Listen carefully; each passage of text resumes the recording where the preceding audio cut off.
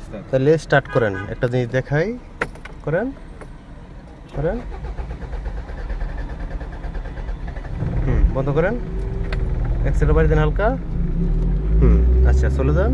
হ্যাঁ আচ্ছা, ওইটার ভিতরে ওই যে ডান পাশে মিটারটা CRH, জি ওই যে ওইটা, জি এটা হচ্ছে হিটের কাড়া।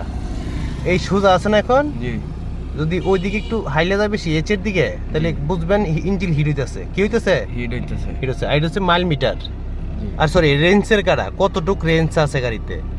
1000 থাকে, এই যে এক দেওয়া না, এটা 1000। জি আর এটা হইলো মাইল মিটার, কতটুক গতি আছে। জি কি আছে? কতটুকু গতি আছে? গতি আছে, এটা আস্তে আস্তে উঠবে। আর এই পাশেটা তেলের, তেল কতখানি আছে? হাফ টাঙ্কি।